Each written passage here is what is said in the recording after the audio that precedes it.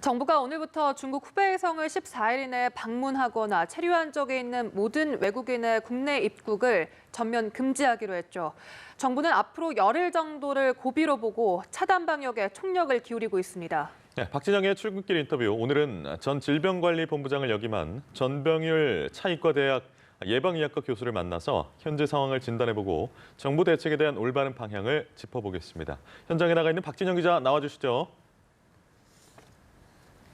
네, 박진영의 출근길 인터뷰 전병율 교수와 함께 이야기 나눠보겠습니다.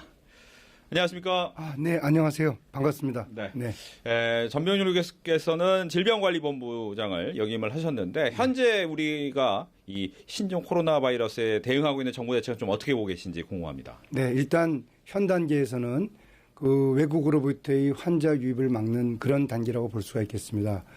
특히 이제 일본 환자 확진 판정 이후에 현재까지 15명의 확진 환자가 이제 판정이 됐고 접촉자를 좀 관리하고 있는데요.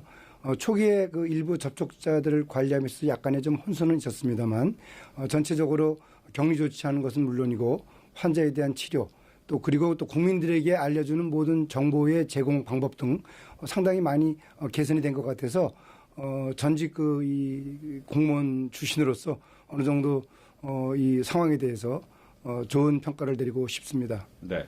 이제 오늘부터죠. 오늘 0시부터 중국 우베이성을 방문한 외국인들은 출입을 할 수 없다라고 해서 이제 격리가 차단이 시작이 됐는데 네네. 이 부분에 대해서 약간은 미흡하다 이런 또 지적도 있고 이 부분은 어떻게 생각하시는지요? 네, 뭐 당초 세계보건기구의 국제보건규칙에 따르면은 이런 그 공중보건 위기 상황에도 인적 교류라든지 교육에 제한을 하는 그런 규정은 없었죠. 근데 이제 워낙 중국의 사안이 급박하게 진행이 되고 특히 환자 발생 규모라든지 또 사망자의 발생 양상이 하루하루가 다르게 이제 급속하게 증가하고 있는 양상이다 보니까 미국 또 뭐 호주, 뉴질랜드, 이태리, 일본 등 많은 국가들이 중국을 경유한 그런 외국인들의 입국을 제한하는 조치를 취하고 있죠. 따라서 우리나라도 거기에 발맞춰서 현재 전체 환자 발생의 한 60%를 차지하는 후베이성 지역을 체류한 외국인들의 입국을 제한하는 조치가 이루어졌는데 늦었지만 그래도 좀 다행스럽게 생각합니다.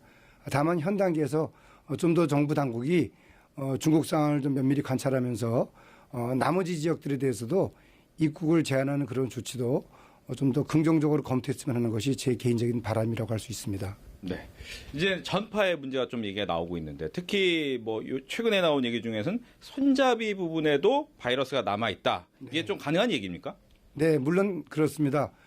이 모든 이 질병은 이 손에 이 모든 세균이나 바이러스가 묻습니다. 예를 들어서 기침을 할 때 이렇게 기침을 하면 바로 손에 바이러스가 묻습니다.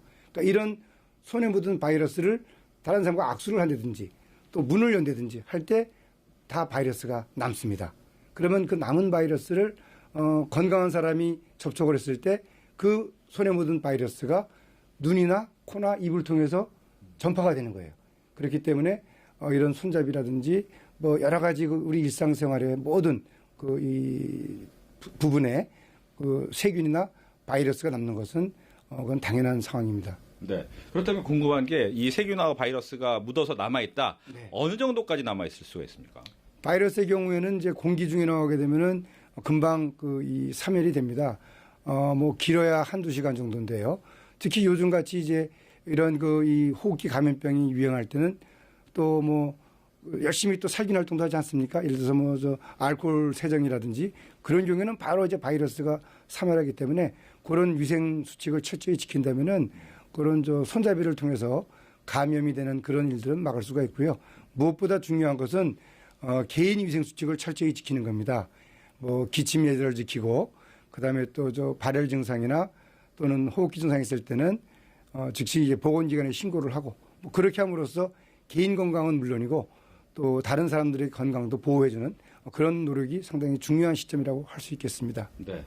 이제 그렇다면 궁금한 것이 무증상자의 감염에 대해서 계속해서 얘기가 나오는데 이 부분은 가능한 얘기입니까?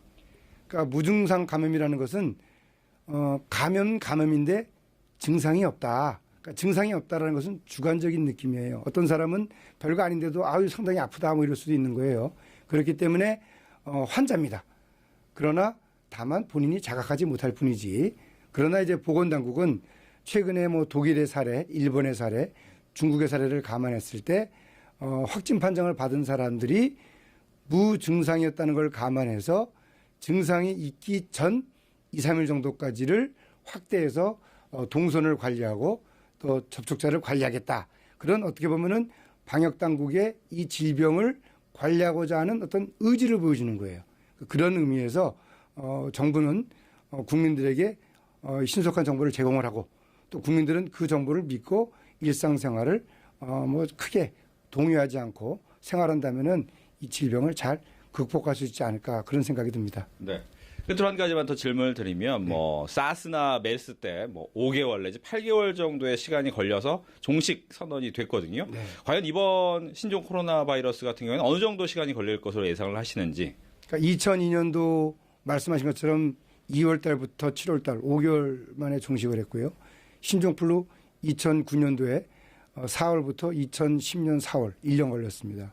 2015년도 메르스가 5월 20일 발생해서 12월 24일 종식을 선언했어요. 218일 걸렸습니다. 지금 이 질병은 중국의 상황에 따라서 질병이 확산이 되느냐 아니면은 감소할 거냐라는 것이 결정이 돼요. 그러니까 중국의 현재와 같은 상황이 계속 유지가 된다면은 이 질병은 상당히 장기화될 소지가 있다. 지금 일반적으로 4월달, 5월달이 피크점이 이르고 그 이후에 이것이 좀 가라앉아서 한 7월 정도 되면은 어느 정도 진정이 되지 않을까 하는 그런 예측을 하고 있는데 우리는 어쨌든 이 상황을 중국의 상황과 함께 같이 면밀히 관찰을 하면서 국민들을 진정을 시키는 그런 노력이 필요한 시점이라고 할 수 있겠습니다. 네. 오늘 밥실 함께해서 고맙습니다. 네, 감사합니다. 지금까지 박진영의 출근길 인터뷰였습니다.